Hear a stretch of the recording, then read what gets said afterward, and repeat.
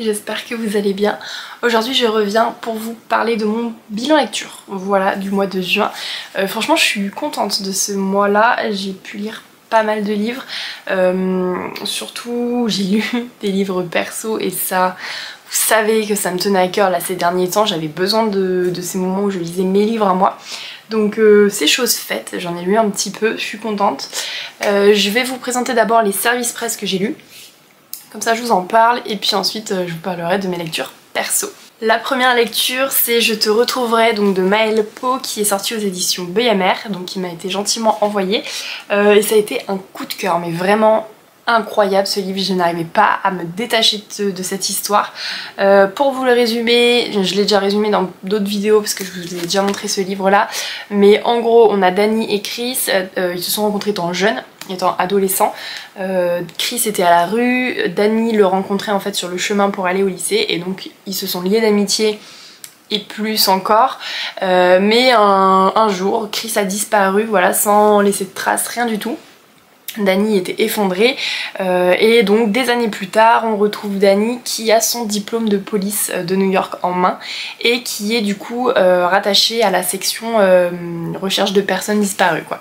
Donc son objectif c'est de retrouver Chris, voilà, et donc elle va être très surprise de le retrouver mais en voyant qu'il fait partie d'un gang et le pire dans tout ça c'est qu'il va falloir qu'elle l'infiltre ce gang avec sous couverture le fait d'être la petite amie de Chris. Voilà, donc ça met dans le contexte, mais vraiment ce livre là était une pépite. Que ce soit la plume de l'autrice qui est hyper addictive, hyper fluide, vraiment à chaque page il se passe des choses, vraiment du début à la fin on a envie de connaître la suite, il n'y a pas un seul moment où je me suis ennuyée ou que le rythme était un peu lent ou quoi que ce soit. Franchement j'ai adoré cette lecture, elle était juste incroyable, donc je peux que recommander ce livre. Donc c'est une romance à suspense, incroyable, j'ai pas d'autres mots, j'ai vraiment adoré cette lecture. Autre lecture qui était un service presse, c'est À une vague de toi, donc de Flora Peoni et Charlie Rune, qui est sorti en auto-édition. Et pareil, encore une fois, un coup de cœur, vraiment j'ai eu des très belles lectures ce mois-ci. Et j'en suis très heureuse, franchement ça change et ça m'encourage, ça me donne encore plus envie de lire d'autres livres et surtout je les enchaîne vite ceux-là. Donc À une vague de toi, nous avons Prudence et Maïna, donc qui étaient amoureux étant jeunes, voilà, sauf que du jour au lendemain, Prudence va quitter son île sans donner de nouvelles, elle non plus, décidément ils ont quelque chose. Elle va fuir, voilà, tout le monde alors que ça se passait très bien avec Maïna, donc lui il comprend pas trop ce qui se passe et au fil du temps, Prudence devient une avocate très réputée, voilà, une très célèbre avocate qui défend les droits des femmes.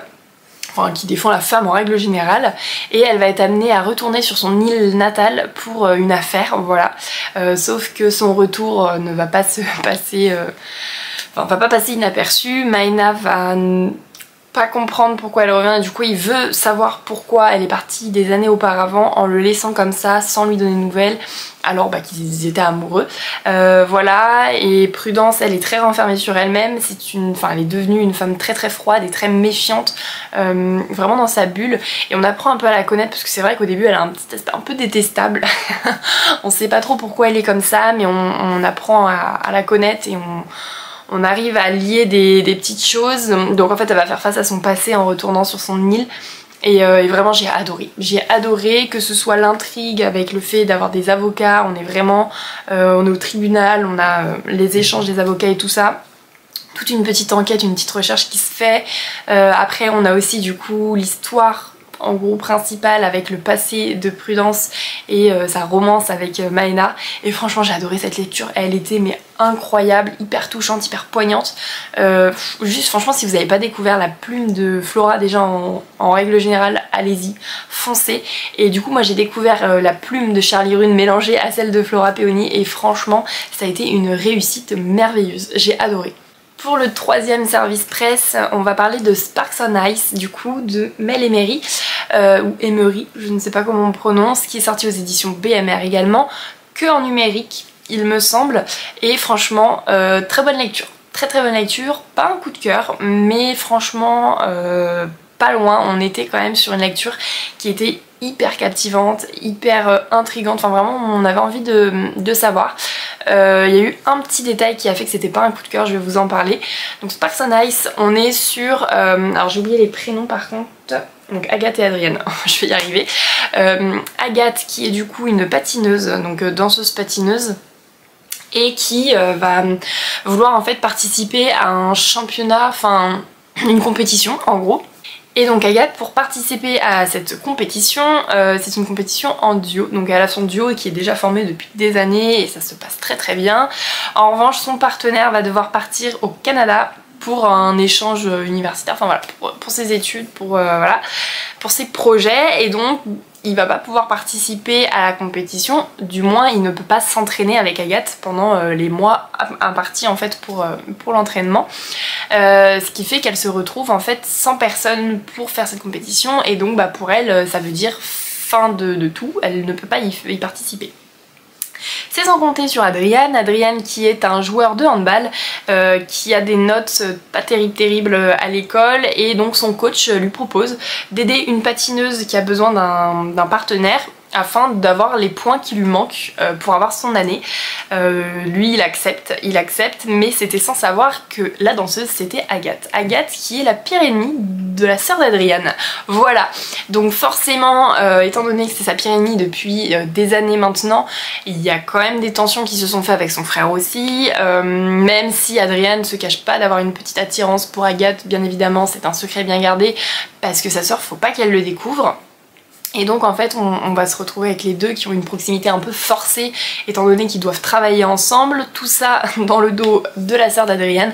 Donc franchement j'ai adoré, c'était très très cool, très sympa, j'ai beaucoup aimé le concept. Maintenant ce qui m'a un petit peu moins plu on va dire, et le fait que ça a perdu une étoile en fait à mes yeux, et du coup pas de coup de cœur, c'est le côté assez enfantin. On est sur des personnages qui sont censés être en université, donc vraiment en études sup, qui ont la vingtaine et plus, et en fait on est avec des comportements de lycéens, voire collégiens. On est vraiment sur des petites guéguerres de filles, et c'est des actions qui font très immatures finalement. Et donc, alors même si c'est le but en fait de l'histoire, soit il aurait fallu que l'histoire se déroule du coup au lycée et pas à l'université, ou modifier un peu certains comportements, mais du coup on était sur des comportements très immatures. Voilà, donc c'est la seule petite chose qui m'a un petit peu moins plu. Maintenant, ça restait une histoire qui était très sympa, pas prise de tête, vraiment j'ai adoré, et ça m'a pas empêché de dévorer ce livre, donc quand même une très bonne lecture. Pour finir sur les services presse, j'ai du coup reçu par NetGalley en audio The American Roommate Experiment. J'espère avoir dit tous les mots dans le bon ordre. Donc de Elena Armas, je crois, je vérifie juste l'autrice. Armas. Elena Armas, bref, voilà. Donc celle qui a écrit aussi de Spanish Love Deception, et donc c'est le spin-off de ce livre-là. Moi j'ai écouté que celui-ci, je n'ai pas lu l'autre encore. Ça a été une lecture sympathique, mais pas la découverte de l'année non plus. C'est une lecture qui est très légère, vraiment sans prise de tête là-dessus, il n'y a pas de problème. Maintenant, je trouve que c'est pas non plus hyper poussé, hyper recherché comme histoire. C'est un peu du vu et revu. Mais pour autant, ça passait le temps, ça reste une bonne lecture. On va dire que c'était pas une super lecture, c'était une bonne lecture pour moi. Du moins une bonne écoute, puisque du coup c'était en audio comme je vous le disais. Et franchement je trouve ça très cool, donc comme j'ai pu le dire dans une autre vidéo, le système audio c'est pas forcément ma méthode préférée au niveau des lectures. Je suis trop habituée à lire des livres ou sur ma liseuse, peu importe, mais vraiment la lecture en tant que telle. Maintenant l'écoute, c'est un peu perturbant au début, et j'avoue que j'avais un peu de mal, j'étais en mode oulala, je ne vais rien comprendre de cette histoire. Finalement ça se fait, franchement on arrive à assimiler. Alors je pense que je serais pas capable d'écouter en audio des livres de fantasy ou des livres un peu trop poussés. Je pense que mon cerveau n'arrivera pas à adapter tout ça, je préfère autant le lire à ce moment-là. Mais quand on fait, je ne sais pas moi, le ménage, quand moi je prépare mes chroniques ou que ça, enfin, vous avez d'autres choses à faire en fait dans la maison ou pour autre chose, voilà. Rien n'empêche, au lieu d'écouter de la musique ou vous regardez la télé, bah dans ce cas vous mettez le casque, vous écoutez votre livre et dans ce cas vous avancez quand même dans une histoire tout en faisant d'autres choses. Et pour ce concept là je trouve ça plutôt pas mal, j'ai quand même bien aimé. Je pense qu'il faut que je m'entraîne un petit peu encore à écouter en audio parce que c'est pas un réflexe chez moi. Voilà, j'avoue que j'ai pas ce truc de me dire ah bah tiens je vais écouter mon audio, avancer dessus. C'est pas vrai. Donc voilà, donc à voir ce que ça peut donner sur le long terme le système audiobook, mais en tout cas celui-ci m'a quand même plu. J'ai pas détesté l'histoire. Peut-être que j'aurais un peu plus apprécié si je l'avais lu et pas écouté, j'en sais rien, j'avoue que faudrait que je fasse un test peut-être avec un livre que j'ai bien aimé et que je l'écoute, mais même parce que du coup je connais l'histoire donc ça fonctionne pas pareil. C'est un peu délicat, je ne sais pas, mais en tout cas si jamais vous voulez tester l'audio, n'hésitez pas si jamais vous êtes vous-même un peu sur Instagram à faire des chroniques etc, à demander sur NetGalley parce qu'il y a possibilité de recevoir des audios ou alors sur des applications telles Audible, BookBeat et il y en a une autre, Nextory. Voilà, vous avez des essais de période gratuite, faut tester, ça peut être une petite révélation pour vous, voilà, on sait jamais. Maintenant que j'en ai fini avec mes services presse, on passe sur mes lectures perso et donc j'ai 4 livres à vous présenter. Le premier étant Summer, donc de la saga des 4 saisons de Flora Peony, qui est donc le 4e et dernier tome. Comme vous savez, cette autrice, je ne vous la présente plus, c'est vraiment un coup de cœur à chaque fois et c'est pas manqué. Alors Summer, c'est pas non plus mon livre préféré de la saga des 4 saisons, on est sur un tome qui est beaucoup moins prise de tête, plus avec des... alors pas du tout des sujets moins sensibles parce qu'au bien au contraire on est sur des valeurs très justes etc qui sont mises en avant et franchement j'ai adoré, mais on est sur des sujets, comment je pourrais dire ça, moins trigger warning, en gros. On est moins sur des choses violentes ou vraiment quelque chose de... C'est moins triste en fait comme histoire. En fait, voilà, je sais pas comment expliquer réellement parce que ce serait mentir de dire qu'il n'y a pas de thèmes très importants abordés dedans et qui sont touchants et qui... certains peuvent se reconnaître dedans et voilà, il y a vraiment une question de ça. Mais là, on est plus sur l'amour de soi, l'amour de son corps et de ses valeurs, plutôt que sur des choses qui nous sont arrivées d'un point de vue extérieur, genre qu'on n'était pas... c'est pas de notre faute et encore moins par rapport à nous, par rapport à notre corps en fait. J'avoue que je m'en mêle un peu les pinceaux, mais voilà, on a des choses comme ça. Là c'est vraiment une question de point de vue de soi-même en fait, de comment on se sent et pas par rapport à quelque chose qui nous est arrivé extérieurement. Voilà, en gros c'est ça, mais voilà, ça reste une lecture qui était très très cool. Donc là Summer, ils débarquent tous, alors ils vont aux Bahamas je crois. Oui voilà, ils vont aux Bahamas, donc avec toute la famille Vivaldi, pour une représentation de cirque.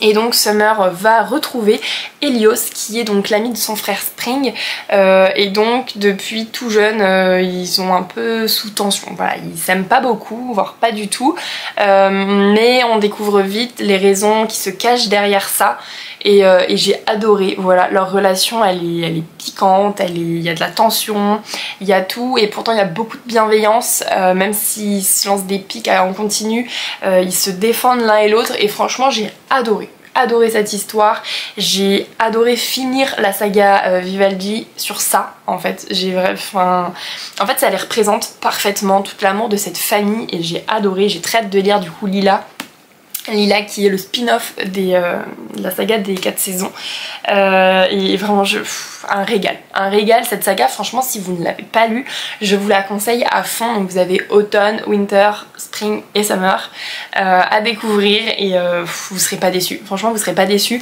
Puis rien que pour la beauté de ces livres, donc moi je les ai en broché, ils existent en relié également, on est sur des pages qui sont tout le temps très décorées et je vais essayer de vous trouver un chapitre, j'en ai vu passer un.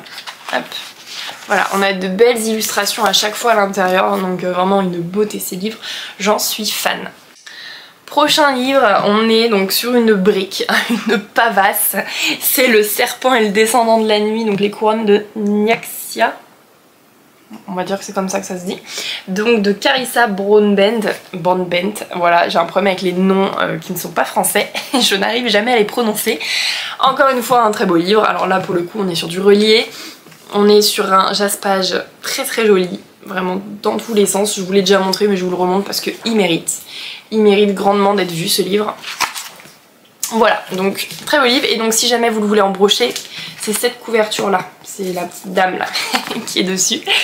Et donc là on est sur un livre fantasy, enfin romantasy même, juste incroyable. J'ai adoré cette lecture. On a frôlé le coup de cœur, c'est juste que pour le début qui était un peu long.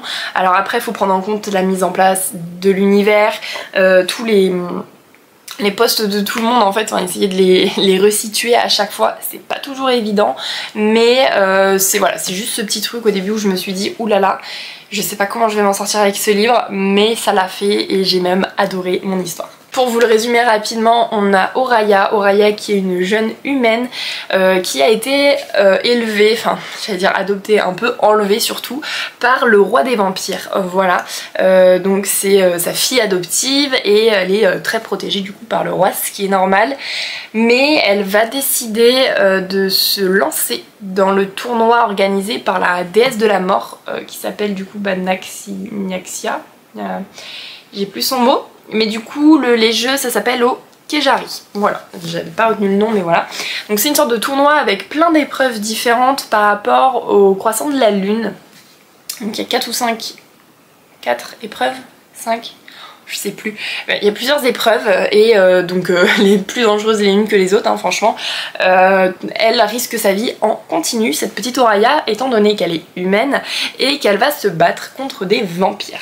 Voilà, donc forcément son père adoptif il est pas non plus hyper rassuré, il est pas serein et elle va devoir s'allier à Rain qui est du coup l'ennemi juré de son père, littéralement, voilà. Il fait partie du clan adverse des vampires, donc il n'est pas enchanté par cette histoire là, mais Oraya va découvrir chez Rain une personne plutôt sympathique, plutôt attirante même, et même si elle est assez méfiante, elle va se rendre compte que tout ce qu'on lui a fait croire ou qu'elle a pu imaginer, c'est pas forcément la réalité. Et donc on va suivre tout au long du tournoi déjà leur relation à eux, comment elle évolue, et surtout tout ce qui se passe à côté, les épreuves, elles sont décrites aussi, il se passe plein de choses, c'est un peu la guerre partout, donc vraiment une très très bonne histoire avec beaucoup d'action, vraiment beaucoup d'action, et j'ai très hâte de lire le deuxième tome. Avant-dernier livre du coup du bilan, c'est L'Or Olympus, le volume 6. Voilà, alors me demandez pas combien il y a de volumes, je sais plus. Il y en a beaucoup. Pour le moment on est rendu au 6, il n'y en a pas plus de sorties pour l'instant. Et j'ai beaucoup aimé le volume 6. Vraiment, j'avoue que je commençais à trouver que ça tournait un peu en rond l'histoire. Donc on est toujours sur Hadès et Perséphone, ça bouge pas, mais du coup il y avait une sorte de redondance un petit peu qui se mettait en place et je me disais bon si ça fait ça tout le long ça va être un peu chiant, un peu ennuyant et ça perd un peu de son intérêt. Et franchement le volume 6 a été une excellente surprise pour moi en tout cas. Je trouve que Perséphone commence à prendre vraiment beaucoup de caractère, elle ne se laisse plus faire, elle a besoin de s'ouvrir et de dire les choses. Tout commence à aller un petit peu plus vite, à s'accélérer au niveau de tout ce qui s'est passé en fait dans les tomes précédents. On a beaucoup de révélations, on commence à voir les vrais visages de chaque personne, il y a des nouveaux personnages qui font leur entrée et franchement j'ai adoré, j'ai franchement adoré, donc je peux que recommander de toute façon cette saga qui parle de mythologie encore une fois, mais surtout la beauté de ces livres. Alors c'est des gros livres quand même, hein, qui sont pas donnés non plus, voilà, donc 25 € à chaque fois, on en a déjà 6, mais c'est des livres qui sont d'une beauté sans pareil. Je vous montre un peu les illustrations.